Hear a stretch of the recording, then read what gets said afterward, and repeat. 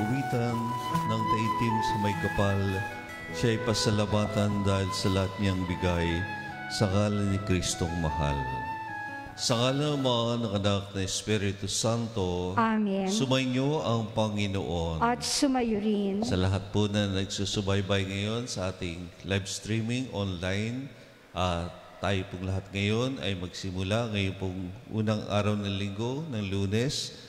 Pasalamatan natin ang ating Panginoon sa biyayang tanggap natin sa mga nakalipas na araw at sa mga biyaya pang ating tatanggapin.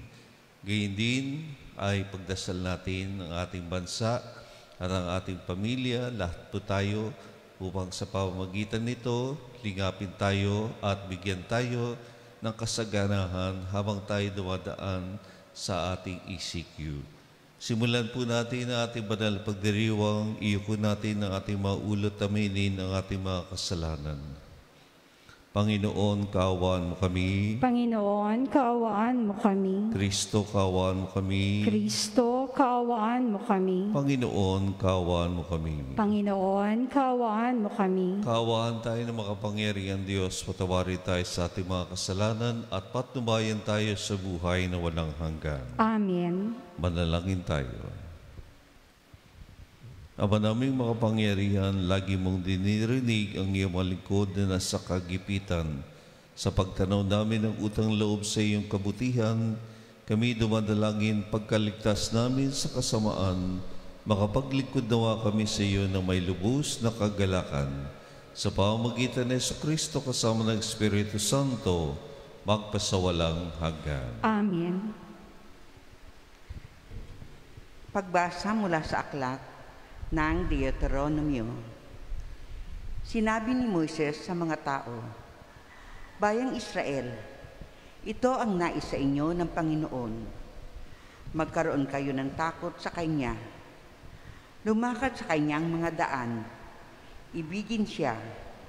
Paglingkuran ng buong puso't kaluluwa at sundin ang Kanyang kautusan at mga tuntunin. Ito naman ay sa ikabubuti rin ninyo. Isipin lang ninyo na ang langit, ang daigdig at lahat ng narito ay sa Panginoon. Ngunit sa laki ng pag-ibig niya sa inyong mga ninuno, kayong lahi nila ay pinili niya sa gitna ng maraming bansa. Kaya nga, buksan ninyo ang inyong mga puso at alisin ninyo ang katigasan ng inyong mga ulo. Pagkat ang Panginoon ay Diyos ng mga Diyos, Panginoon ng mga Panginoon, makapangyarihan at kakilakilabot. Pantay-pantay ang tingin niya sa mga tao at hindi napasusuhol. Iginagawad niya ang katarungan sa mga ulila at balo. Nilulukuban niya ng pagmamahal ang mga taga-ibang bayan at binibigyan ng kanilang pangangailangan. Ibigin niyo ang mga taga-ibang bayan pagkat kayo may naging taga-ibang bayan sa Ehipto. Magkaroon kayo ng takot sa Panginoon. Paglingkuran niyo Siya. Huwag kayong hiwalay sa Kanya at ipahayag ninyo ang Kanyang pangalan. Siya lamang ang dapat niyong pag-ukulan ng pagpupuri. Siya ang inyong Diyos, ang gumawa ng marami at kakilakilabot ng mga bagay na inyong nasaksihan. 70 lamang ang inyong mga ninuno nang pumunta sila sa Ehipto. Ngunit ngayon marami na kayo, sindami ng bituin sa langit. Ang salita ng Diyos. Salamat sa Diyos.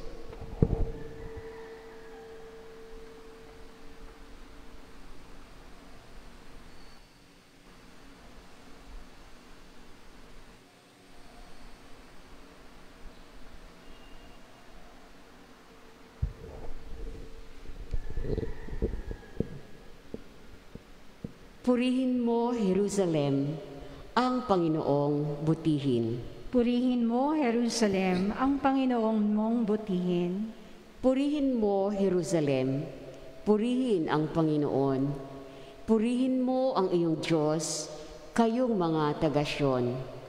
Yaong mga pintuan mo ay Siya ang nag-iingat Ang lahat ng iyong lingkod ay siya ang nagbabasbas. Purihin mo, Jerusalem, ang Panginoong butihin. Ginagawang matahimik yaong mga hangganan mo. Bibigyan kang kasiyahan sa kaloob niyang trigo. Kung siya ay naguutos, agad itong natutupad.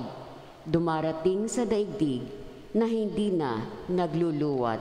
Purihin mo, Jerusalem, ang Panginoong butihin. Kay Jacob niya ibinigay ang balita at pabilin.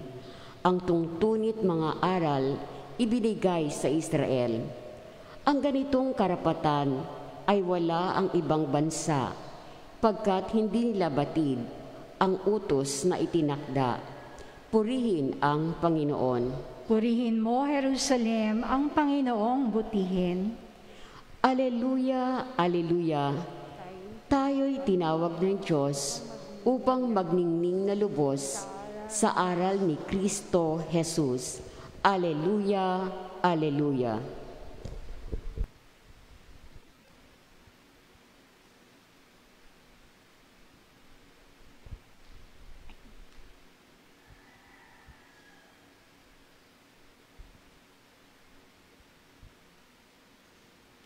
Sumainyo ang Panginoon. At sumayo rin. Ang mabuting balita ng Panginoon ayon kay San Mateo. Papuri sa iyo, Panginoon. Noong panahon iyon, nang nagkakatipon sa Galilea sina Jesus at ang mga alagad, sinabi niya sa kanila, ang anak ng tao ay pagkakanulo at papatayin, ngunit muling mabubuhay sa ikatlong araw. At sila'y lubhang nagdalamhati. Pagdating nila sa Capernaum, lumapit kay Pedro ang mga maniningil ng buwis para sa templo. Tinanong siya, nagbabayad ba ng buwis para sa templo ang iyong guro? Opo, sagot ni Pedro. At nang dumating siya sa bahay, tinanong na siya agad ni Jesus, ano ba ang palagay mo, Simon? Tanong sa kanya ni Jesus, kanino sumisingil ng bayad sa lisensya o buwis ang mga hari sa lupa? Sa mga mamamayan ba o sa mga dayuhan? Sa mga dayuhan po, tugon niya. Sinabi ni Jesus, kung gayon, hindi pinagbabayad ang mga mamamayan. Gayunman, para wala silang masabi sa atin, pumaroon ka sa lawa at ihagis mo ang kawil. Kunin mo ang unang isdang mauhuli. Ibuka mo ang bibig nito at may makikita kang isang salaping pilak. Kunin mo ito at ibayad sa buwis nating dalawa.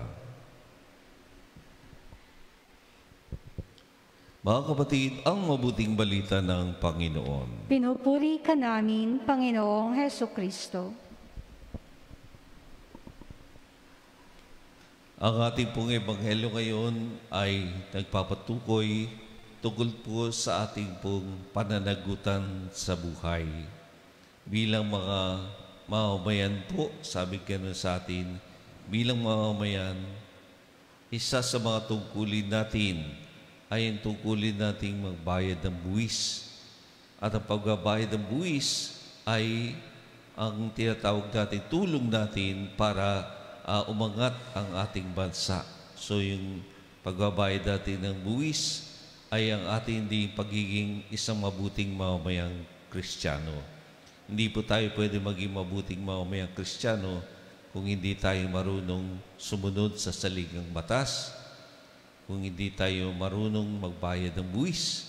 Ang pagiging mabuting mamamayang Kristiyano rin natin ay yung tayo ay bumoboto ayon sa ating konsensya. So yun ang mga bagay-bagay na nagpapatunay na tayo yung mga responsable o mga tapat na mamamayang Kristiyano.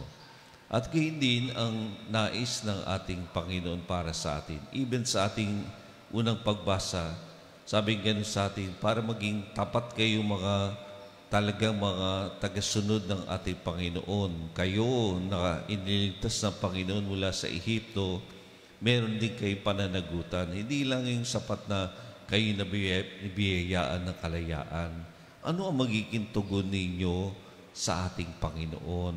Ano ang magiging buhay ninyo? Kaya meron kayong pananagutan. Kaya po napakaganda po yung salitang pananagutan sa wikang Ingles. Ang tawag natin doon ay responsibility. No?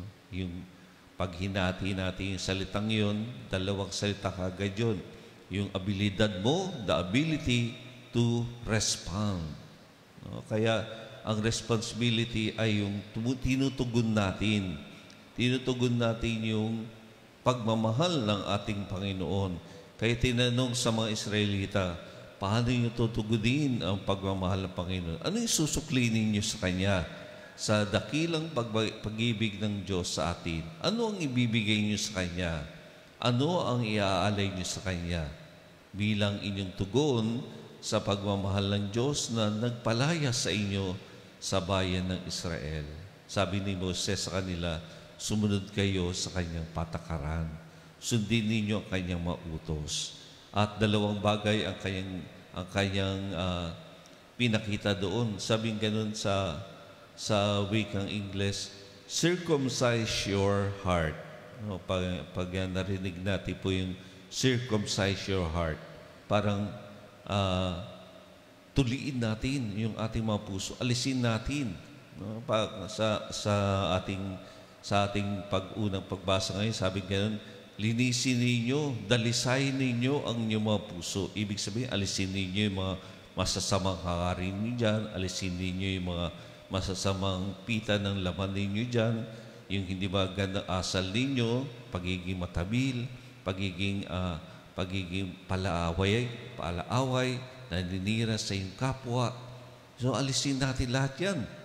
Alisin mo yan. Sabi, yan ay hindi narapat sa iyong mga puso. Dapat dalisay ang iyong puso. Pangalawang bahagi doon, sabi ko, huwag matigas ang iyong ulo. Ibig sabihin, alisin mo rin yung pagiging makasarili mong paghangarin. Yung gusto mo lang mangyari, yan ang gusto mo. Hindi. Dapat ang gagawin mo ay yung ayon sa yung kalooban ng Panginoon. Kaya yun po, yun ang ating tugon sa Kanyang pagmamahal. Dadalisay natin yung ating mga puso at gagawin natin maging masunurin sa Kanya. Sapagkat yun ang magdadala sa atin ng higit ng biyaya sa ating buhay. Ganun din ang tugon ng ating Panginoon.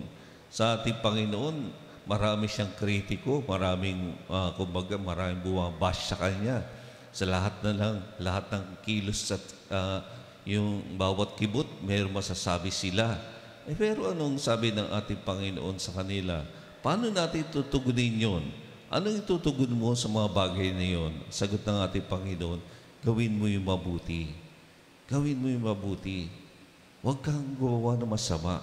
Huwag mong suklian ng masama yung kanilang ginagawa. Binabash ka, sinisiraan ka. No? Bawat kibot ng ginagawa mo, kada kibot, meron silang masasabi. Ano masasabi ng Panginoon doon? Awayin sila? Ay, hindi. Sabi ng Panginoon, gawin mo yung tama.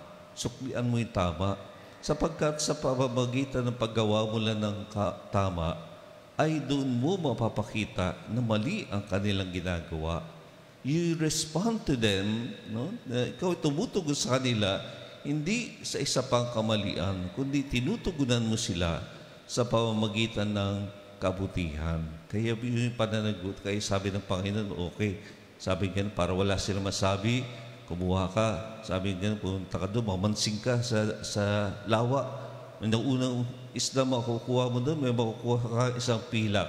Ibayad mo sa kanila yan para wala silang masabi. Maging mabuti ka pa rin sa kanila. Yun po ang pinakahamon sa atin. How do we respond to the love of God? Yung po pagtugon natin sa pagmamahal ng Panginoon ay yung pagiging mabuti araw-araw sa ating buhay. Yung ating tugon ito ng may malinis na kalooban at ready tayong sumunod sa Kanyang atas sa atin, sa Kanyang panukala. Sabi nga ng ating mahal na Santo Papa, dalawa ang gagawin mo. Kumapit ka sa kabutihan at gumawa ka ng mabuti. You cling to what is good and do good in your life. Yun po ang ating magiging tugon. Yun ang sinabi sa ating unang pagbasa. Kumapit kayo sa Diyos, maging mabuti kayo sa inyong buhay. Kumapit tayo sa kabutihan at tayo'y laging gumawa ng mabuti sa ating buhay.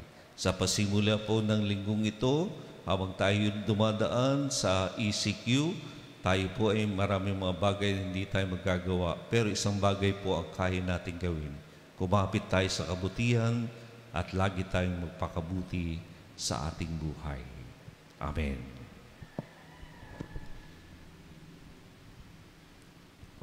Dalangin po natin ngayon ang Oratio Imperata para sa protection natin laban sa COVID-19. Mahabagin at mapagmahal na Ama, nagsusumamo kami sa iyo upang hilingin ang iyong patnubay laban sa COVID-19 na nagpapahirap sa marami at kumitil na ng maraming buhay. Tunghayan mo kami ng may pagmamahal at ipag-adya kami ng iyong mapaghilom na kamay mula sa takot sa karamdaman at kamatayan. Itaguyod mo kami sa pag-asa at patatagin sa pananampalataya.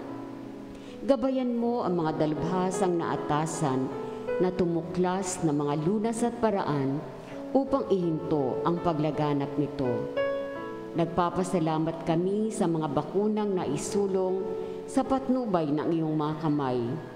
Pagpalain mo ang aming mga pagsisikap na mawakasan ng mga bakuna ang pandemya sa aming bayan.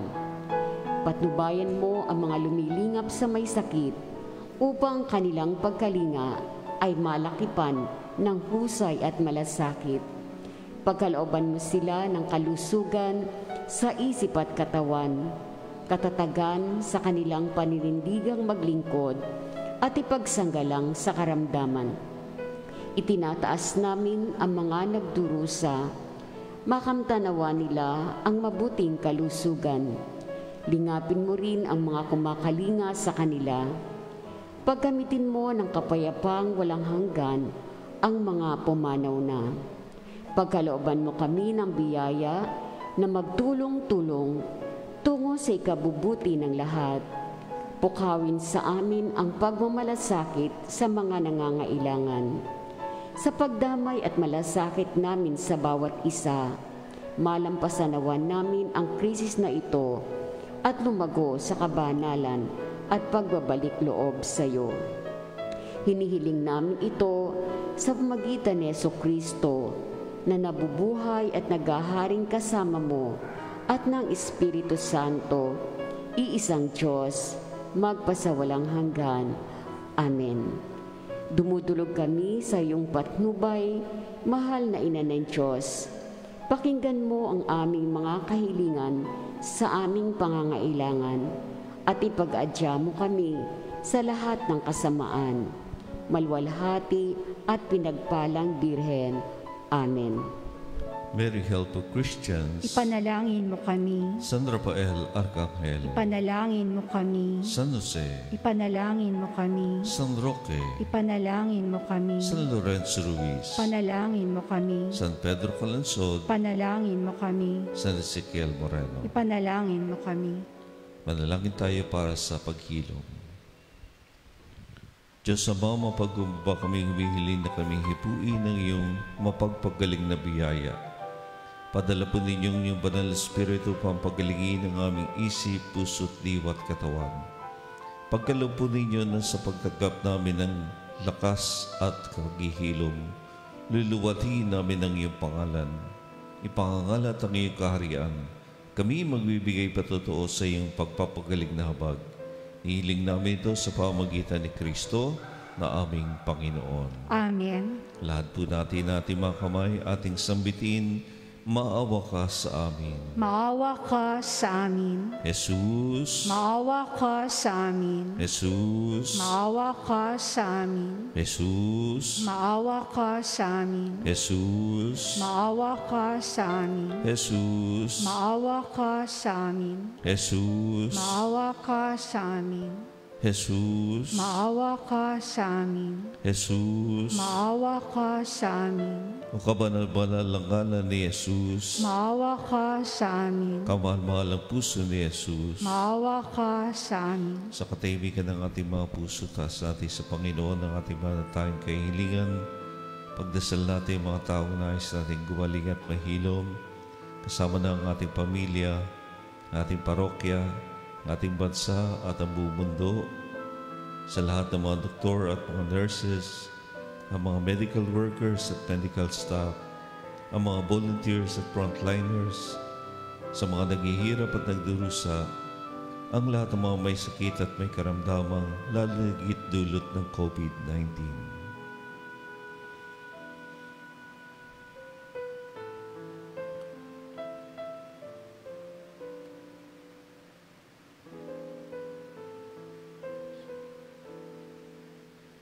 O mabaging Ama, sa tulang kamalmalang puso ni Jesus at sa kandili ng mapagampong puso ni Maria, pagkalubos sa amin ng pagalingin ng aming katawan at kaluluwa, kay hindi na lahat naming pinagdarasal. Sa pagdadalisay na aming karamdaman at pagtanggap ng biyaya mong kagalingan, pagsikapan nawa namin maging inyong instrumento ng kabuuan at kagalingan para sa kapwa.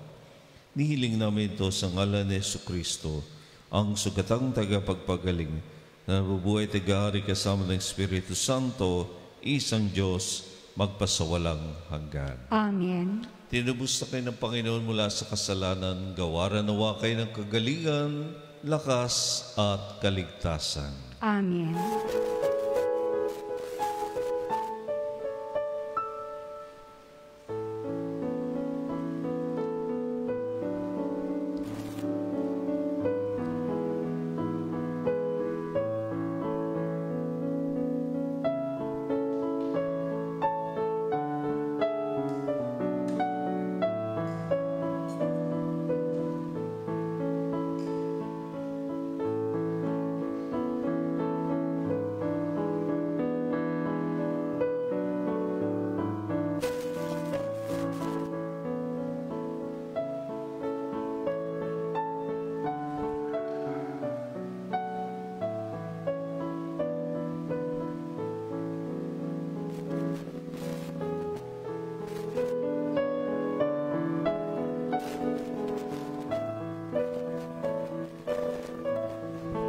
Manalangin kayo mga kapatid, upang ating paghahain, kaligdan ng Diyos sa mga makapangyarihan. Tanggapin nawa ng Panginoon itong paghahain sa iyong mga kamay, sa kapurihan niya at karangalan, sa ating kapakinabangan, at sa buong sambayanan niyang banal. Ama naming lumikha, binigay mo sa amin ang iyong anak na dalita upang sa kamatay at kasalanan kami kanyang mapalaya.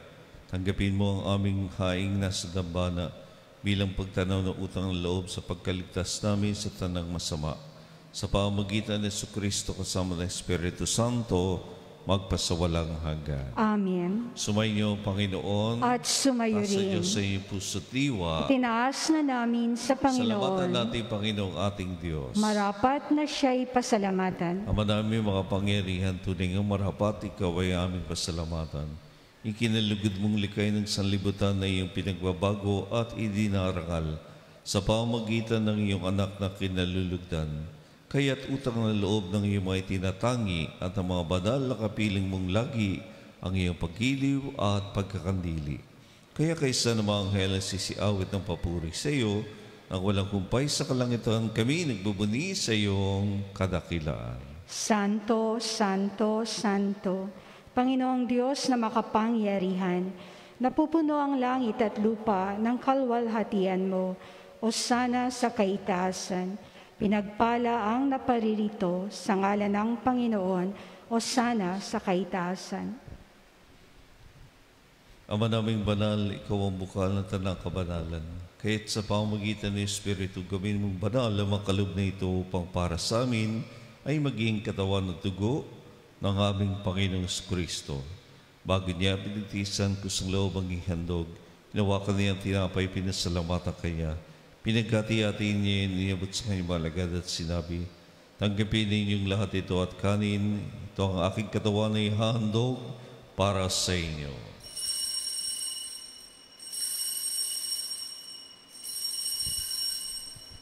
Panginoon ko at Diyos ko.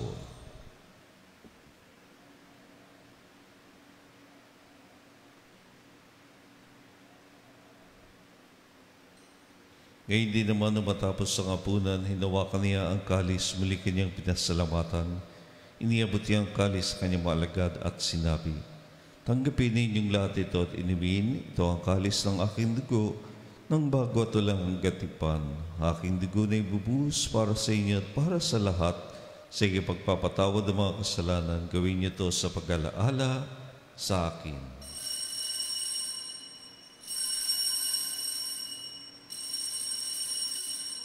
Panginoon ko at Diyos ko.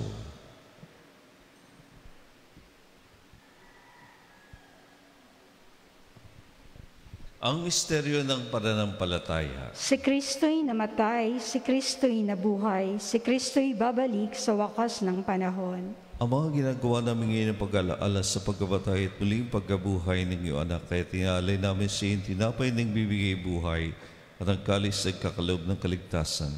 Kami nagpapasalamat dahil kami yung minarapat na tumayo sa rabo para maglingkod sa iyo. Sinasama namin kami magsasalo-salo sa katawan at dugo ni Kristo, mabuklod sa pagkakaisa sa pamamagitan ng Espiritu Santo. Amalingapin mo ang simbahang laganap sa buong daigdig. Puspusin mo kami sa pag-ibig kay San Francisco naming Papa, Pablo Berhilo naming Obispo at ang Tanang Kaparian.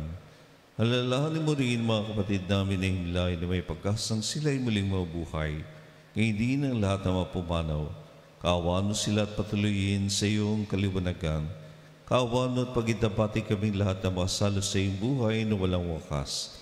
Kaysa na malibirang Maria, Ina ng Diyos, Mary, Help of Christians. Kaysa ni San Jose na kabiyak na puso ng ating mahal na Ina. Kaysa ng mga apostol at lahat ng mga banal na nabuhay dito sa daigdig ng kalugod-ugod sa iyo. May pagdiwang nawa namin pagpupuri sa kararangal mo sa pamamagitan ng iyong anak naming Panginoong Heso Kristo. Sa pamamagitan ni Kristo kasama niya at sa Kanya, ang lahat ng parangal papuri ay sa iyo. Diyos sa mga makapangyarihan, kasama ng Espiritu Santo, magpasawalang hanggan. Amen.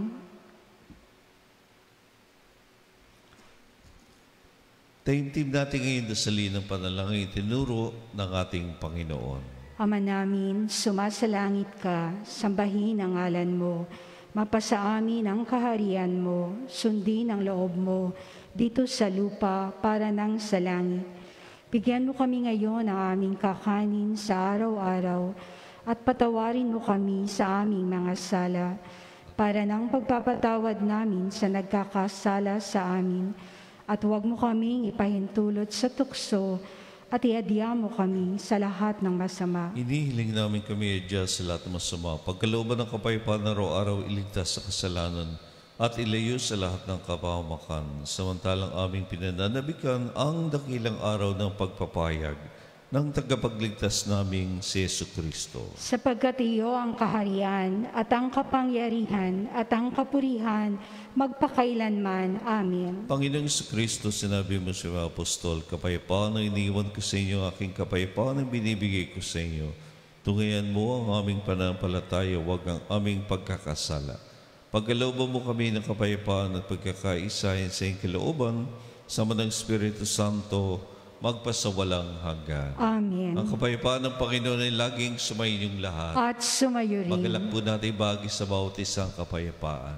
Jesus loves me, Mama Mary loves you. Kordero ng Diyos na nag-aalis ng mga kasalanan ng sanlibutan, maawa ka sa amin. Kordero ng Diyos na nag-aalis ng mga kasalanan ng sanlibutan, maawa ka sa amin. Kordero ng Diyos na nag-aalis ng mga kasalanan ng sanlibutan, ipagkaloob mo sa amin ang kapayapaan mo.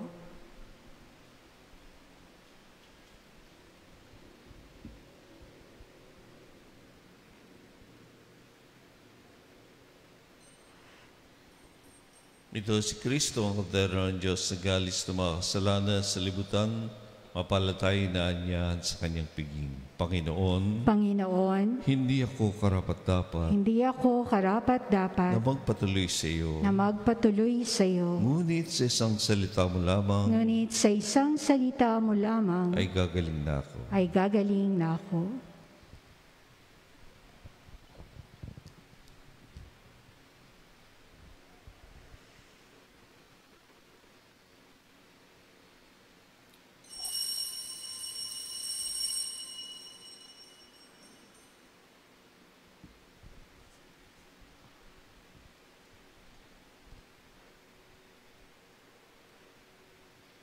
Ang katawan ni Kristo, Amen.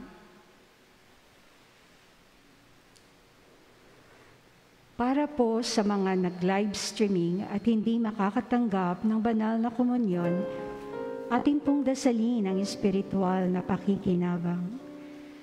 Panginoong Jesus, ako ay naniniwala na ikaw ay nasa kabanal-banalang sakramento. Inibig kita ng higit sa lahat at minimithi kong tanggapin ka sa aking kaluluwa, sapagkat sa mga sandaling ito'y hindi kita matatanggap sa sakramento. Tumuloy ka sa Espiritu sa aking puso. Niyayakap kita na para bagang naririto ka na at inialay ko ng buong buo ang aking sarili sa iyo. Huwag mo pong hayaang mawalay ako sa iyo. Amen.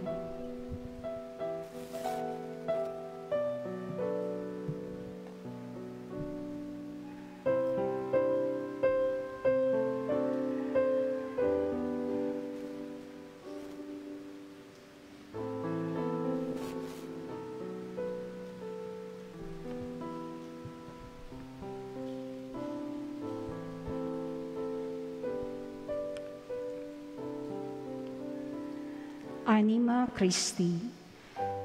Soul of Christ, sanctify me. Body of Christ, save me. Water from the side of Christ, wash me. Passion of Christ, give me strength. Hear me, Jesus. Hide me in thy wounds, that I may never leave thy side. From all the evil that surrounds me, defend me. And when the call of death arrives, bid me come to thee, that I may praise thee with thy saints forever.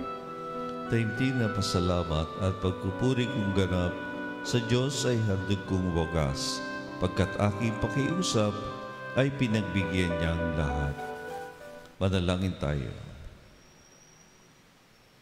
Ama naming mapagmahal, sa tinapay nagbibigay buhay, minarapat mo mapagsaluhan ang katubusan at lakas na dulot ng iyong kabutihan. Kaya di pagkalubong kami umunlad araw-araw sa inaasam naming kalwalatian. Sa pamamagitan ni Jesucristo kasama ng Espiritu Santo, magpasawalang hanggan. Amen. Sumainyo ang Panginoon. At sumayo rin. Iko ang mga ulot tilingin ng pagbabasbas. Pagpalain nawa kayo at ingatan ng Panginoon ngayon at magpasawalang hanggan. Amen. At pagpalain kayo ang inyong pamilya at mahal sa buhay ng makapangyarihang Diyos, Ama at Anak at Espiritu Santo. Amen. Merry Help of Christians. Ipanalangin mo kami. Iyalay na po natin ang banal na Eucharistia. Humayo kayo mapayapa. Magandang umaga po sa inyong lahat. Salamat sa Diyos.